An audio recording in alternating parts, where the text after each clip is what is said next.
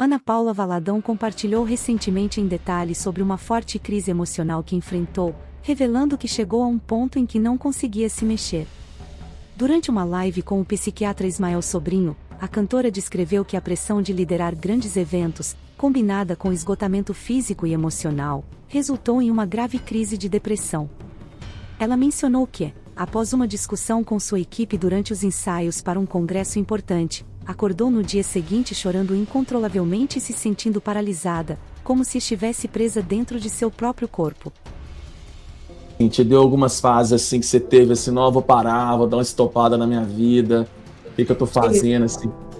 Aí é até interessante a gente lembrar, já que chama de van aqui hoje, porque eu já te contei isso, não sei se você lembra, mas foi a primeira vez que eu tive uma crise que assustou muito a minha família, né? Eu vou contar para as pessoas porque eu quero abençoar as pessoas com a minha palavra bonita que eles usam hoje, com a minha vulnerabilidade. Né? Sim, sim.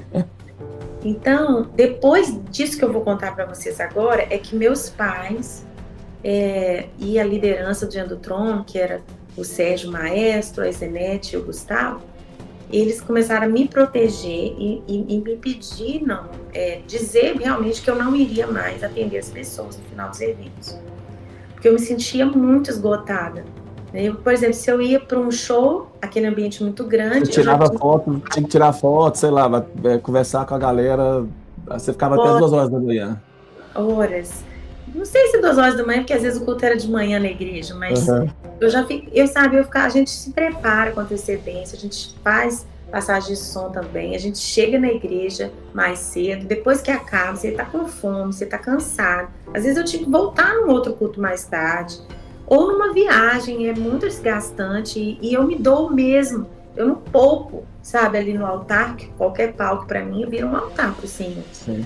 Então eu entrego tudo, sabe, fisicamente, emocionalmente, espiritualmente, e aí às vezes, né, esse momento, pessoal, com 1 a 1, ele me drenava muito, que hoje eu entendo também minha personalidade, eu não gosto muito de coisa negativa, isso me suga. O problema é com o Gustavo. Gustavo tem um problema, pode procurar ele, ele vai resolver para você, que ele ama problema. Então as pessoas chegam muitas vezes com gratidão, com testemunho e tal, mas aquela expectativa em mim, que isso também me drena, ou com um pedido de oração, às vezes, cabuloso, né? E eu não sou muito para isso. Você vai fazer uma oração aqui mística e vai resolver a vida, né? Eu entro dentro do buraco, pessoa, vou chorar com ela, vou compor uma música, vou fazer alguma coisa assim, mas vou ficar uns 3 dias abalada. Mas enfim, o que aconteceu? Eu já estava perto de um congresso do Diante do Trono, no Mineirinho, que tinha assim, umas 15 mil pessoas inscritas. E na semana anterior, durante um ensaio, teve uma discussão. E meu pai é um homem doce, um homem muito manso, nunca levantou a voz lá em casa, nunca vi xingamento. E aqui na minha casa com o Gustavo também. A gente nunca teve uma briga de palavra feia. Quebrar o pau. De quebrar pau, gritaria, nunca. 24 anos de casado nós vamos fazer esse ano. Então, qualquer pessoa que levanta um pouco a voz, assim, pra mim, mexe muito comigo, sabe? Eu não tenho casca grossa. Sim. E eu não sei, eu acho que isso também devia ser o normal. Deveria, aí, mas... Não é, né? Aí eu sei que teve um ensaio que estava tendo uma tensão muito grande dentro da equipe. Trabalhar com a equipe foi uma das coisas mais difíceis da minha vida até hoje. Pelo menos a primeira formação do Diante do Trono. A segunda formação do Diante do Trono foi um presente para mim. E aqueles meninos eram todos discipulados no CTMBT. Eles não me deram nenhum fio de cabelo de preocupação. Sim. E aí, assim, foi um presente pra mim. Aí o primeiro também, tudo era muito novo, né? Assim, ninguém se... Uma coisa assim, que só Deus para fazer aquilo, né? Eu lembro daquelas imagens. Muitos músicos profissionais, pessoas comuns, leigas, era um mix totalmente louco, né? Assim, é a graça. Porque as pessoas às vezes não sabem, mas o Sérgio, por exemplo, era maestro da orquestra de Minas Gerais, um sujeito assim, um gênio, né, Ana? Assim, um cara brilhante. Ao mesmo tempo, tinha os músicos da igreja, aquela composição louca, né? Assim, uma graça de Deus, que também foi maravilhoso, mas eu só tô falando dos momentos difíceis, né? Tudo tem coisas boas e coisas difíceis. Sim. E aí, eu nem vou chamar de ruins, né? Vou chamar de difíceis. E naquele último ensaio, da semana anterior desse congresso, teve lá um piripaque e aquilo mexeu demais comigo. E aí o que aconteceu? Eu me posicionei. E quando eu me posicionei, eu acho que eu drenei tudo que eu tinha dentro de mim para lidar com aquilo, né? Porque eu não estava acostumada a levar assim, meu estresse a um nível tal que eu tivesse que tomar uma posição, que aí todo mundo ia ter que respeitar a minha decisão, mas aquilo acabou comigo. E o que você fez? Você pode falar? Ou... Para a questão do grupo? Isso. Nossa, eu briguei com a liderança do grupo. Sim. Eu me posicionei falando que o comportamento estava injusto com os liderados, estava errado. E eu me posicionei mesmo e fui para casa totalmente transtornada e chorando e com raiva, mas foi sexta-noite. Então, no sábado de manhã, quando a gente acordou, eu e o Gustavo, eu acordei chorando, parecia uma bica. Eu não conseguia parar de chorar. E aí eu chorei por horas, Ismael. Até que chegou um momento que eu deitei de novo em posição fetal e me deu um branco. E do lado de fora eu ouvia barulho, eu via o que estava acontecendo, mas eu estava presa dentro do meu corpo. E eu não conseguia mandar no meu corpo. E o Gustavo, que estava lá todo o tempo me apoiando, ele ficou tão desesperado que ele achou que ele ia me perder. Que ele desceu para o escritório, onde ele tinha um cantinho de oração, e ele clamando, eu ouvia de longe, e eu dentro do meu corpo, sem conseguir reagir. E aí, de repente, eu consegui. Sentei na cama, chorando ainda. Nessa hora deitada, eu nem estava chorando mais, eu estava igual um defunto com a alma dentro. Sabe que em psiquiatria a gente chama isso de despersonalização e desrealização. A pessoa tem uma reação aguda ao estresse e o cérebro meio que ele dá uma apagada numa parte. Não é um transe, é uma sensação assim de que o seu corpo está fragmentando, é uma sensação muito horrível. Porque eu não sei se você sentiu assim no dia, mas dá uma sensação de que você vai morrer, sabe? Os pacientes, eles chegam no consultório e eles falam assim, doutor, por um momento eu não sabia se o que eu estava vivendo era real ou imaginário, se eu estava no lugar ou se eu não estava. Uma sensação assim, de que eu ia morrer.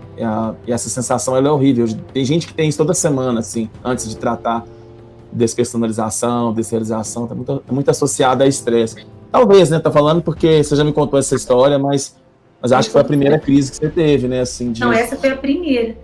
E aí eu sei que eu desci, ajoelhei do lado do Gustavo e ele chorava agora agradecido, porque ele achou que ele ia perder a esposa dele. Até porque de ler tanto, ele sabe de tantas pessoas que temem ao Senhor e que serviram ao Senhor muito intensamente, que acabaram, na época chamava de estafa, chamava de pessoas que até enlouqueciam, né? Debaixo de tantas pressões, até você pega na história da igreja, burnouts absurdos, assim, né? Você tem histórias de liderança que nunca mais foram as mesmas, né? Que tiveram uma quebra emocional. Lembra até do antecessor do pastor Márcio, né? Pastor abençoado, pastor José Rego do Nascimento, né? Não sei se você sabe da história, José Rego, ele teve uma quebrada também emocional, assim. Evan Gomes também, né? Sim. Lá no País de Gales. O pastor José Rego, ele ficou, né, inabilitado, um pregador tão maravilhoso, nunca mais ele pôde voltar ao culto. Então, meu pai sempre contava, e meu esposo tinha, né, esses medos ali naquele momento. Então, aí eu sei que a gente foi na casa dos meus sogros, que era sábado, todo sábado a gente almoçava lá. Foi tão difícil para mim, porque apesar da minha família, da parentela do Gustavo ter me acolhido, né, minha família beça, ser realmente uma família para mim, eu tenho que me expor de uma forma assim, né? E aí eu lembro que eu fui chorando dentro do carro, as águas não paravam. E meu cunhado é médico também, graças a Deus, Betinho, né? Sim. E eles, assim, são tão maravilhosos, sabe? Eles não me julgaram. Eu fico emocionada. Desculpa. Deus te abençoe. E aí o Betinho me receitou pela primeira vez um antidepressivo. E ele conversou comigo e falou, olha, Isso é só uma muleta, você vai só conseguir administrar melhor esse momento que você está passando. E eu acredito que você nem vai precisar continuar com esse medicamento e tal. E realmente eu tomei só uma caixa. E foi aquilo que me ajudou a fazer o congresso na semana seguinte. E o interessante é que a gente tinha um cantor convidado, Kent Henry, e ele é profeta, então ele, sabe, o profeta você não precisa falar muita coisa. Sim, Deus fala tudo, Deus candonga tudo. Quem não é mineiro, não sei se entende o que eu falei, mas Deus não revela, não faz coisa alguma sem revelar os seus servos profetas, então Deus está sempre contando para alguém. E aí, o Kent Henry estava visitando a gente, eu lembro a gente mostrando o escritório dentro do trono. Na época a gente tinha 3 filiais no Brasil, mais de 200 funcionários, e a gente mostrando tudo lá para ele em BH. E aí ele parou assim do nada e falou assim: olha, eu trabalhei muitas vezes com a Joyce Meyer e fazia muitas conferências com ela. E o louvor, né, na época dele, hoje ele tem uns 70 e poucos anos, o louvor naquela época ele estava, né, em todas as conferências importantes. E aí ele falou assim: vocês sabiam que ela teve uma estafa? E desde que ela teve essa estafa, o marido dela e o filho, que é diretor do ministério, decidiram que ela nunca mais vai sair dos cultos e dar autógrafo, tirar foto com as pessoas e nem assinar mais livros. Não sei se depois isso voltou a ser feito, mas ele falou assim: Gustavo, falou na época, Sérgio, pastor Márcio, cuidem da Ana, não deixem ela ficar tantas horas depois dos cultos. E começou a falar um monte de coisa. E, sinceramente, na época a gente não tinha muita noção, sabe, assim, de psicologia, nem de psiquiatria. Sim. Nem sabia muito como funcionavam as coisas, né, dentro da gente. A gente não tinha muito acesso e também... essa coisa de estresse de longo prazo, de manejar sono, não tinha essa ideia, né? Não. E assim, tudo era muito espiritualizado naquela época também, né? Tudo era, ou era demônio, ou era... ou era de Deus, ou era do diabo, não tinha uma humanidade aí complexa no meio do caminho, né? Sim. Aí eu sei que ali foi a primeira vez que eu tive uma crise emocional, assim, que afetou muito, né? E que trouxe mudanças para que eu pudesse me sentir mais protegida nessa dificuldade que eu tinha de lidar com a multidão. Estou viva hoje, né? Eu não sei se eu estaria. Eu estou viva hoje, e não só isso, eu estou saudável hoje, com vontade de viver, com sonhos, com disposição, né, com um emocional equilibrado, né, graças a você também. A controvérsia.